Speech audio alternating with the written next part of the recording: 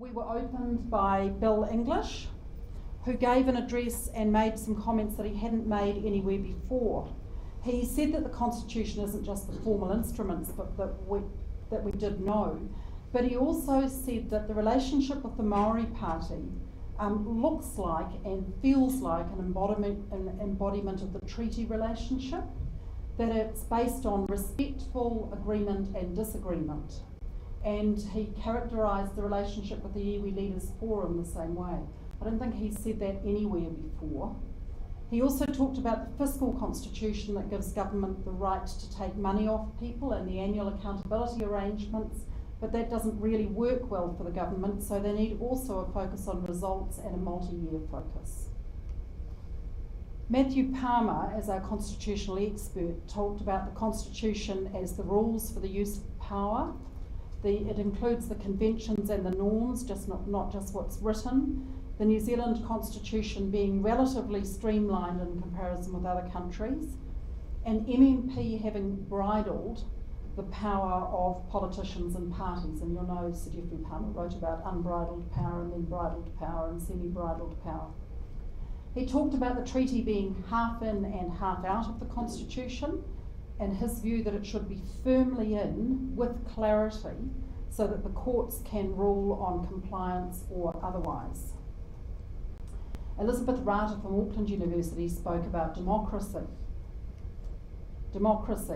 saying that it's the sum of a modern nation and state and the citizen and civil society, and that the modern nation is a combination of peoples of different backgrounds, its future-focused, rights-based values and unsettled rituals, and that membership should not rely on ancestry, kin, group or the church. That you can't have elite neo-tribes, her word, based on ethnicity or religion, and the treaty should be firmly removed from legislation and not in the Constitution. It was an interesting forum. David Rutherford said that human rights are at the heart of the Constitution, and at a minimum there should be a protection of human rights. That New Zealanders' key concerns when surveyed about the Constitution were about human rights and race relations, that the Human Rights Commission favours entrenchment of the treaty and the Bill of Rights even before a written constitution, so putting them in so that they require 2/3 of Parliament to change them, and that there were real problems with property rights and human dignity after the Canterbury earthquake, a matter of concern to the Human Rights Commission. Mike Reid from Local Government New Zealand spoke about local government being in a weak constitutional position and the purpose having been changed by Parliament and the executive government 4 times in the last 20 years. He said it should be entrenched, as it is in all states in Australia, or included in the Constitution Act. Shane Jones, our last minute substitute speaker for the treaty, spoke about the Constitution needing to balance both responsibilities and rights, both for Maori and non-Maori in a multi-ethnic society. He really focused on the fact that it's not just about your rights, it's about what you are obliged to do and should do as well. Jeff Bascan spoke about our ageing population with different age profiles for European, Maori, Asian and Pacific populations. Each of the non-European groups is going up in number and proportion, and how Auckland is younger with a greater concentration of Asian and Pacific peoples and a greater proportion of total New Zealand live in Auckland, and the implications of that for governance of the country. Karinya Whanati, a young Pacifica leader, spoke about realities and problems of survival and education for Pacific families, the increasing number of Pacifica and their increasing proportion in New Zealand, and how they've got a big stake in the future of New Zealand, and the Constitution needs to consider that.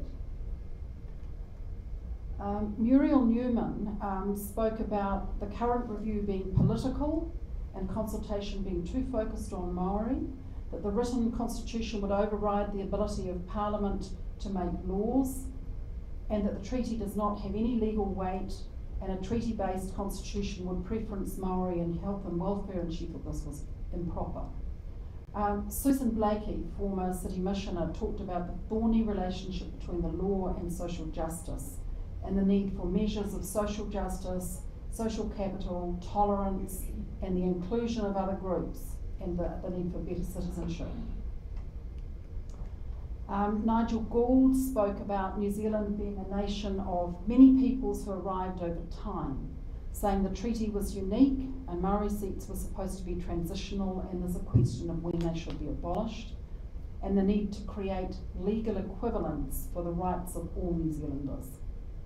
John McKinnon, speaking as Director of the Asian New Zealand Foundation, talked about our constitution, public administration and reputations for lack of corruption being huge assets internationally, and the Asian countries looking to New Zealand as they look to modernise their public administration and how that deepens our relationships as they learn from us. Whaimutu Jews, a senior Maori business director, talked about the need for an enduring sense of fair exchange between Maori and other New Zealanders, and the need for the constitution to reflect enduring values. He said that a nation needs, he compared a nation to a company, saying that a nation needs competent people with authority to determine what success is for them, good leadership, culture, and successful institutions to execute and integrate strategy. Grant Robertson, MP for Wellington Central and club member, spoke about a new form of politics for new generations, people who think government is done to them, and how you have a different engagement with government, and noted that treaty settlements are changing the nature of society.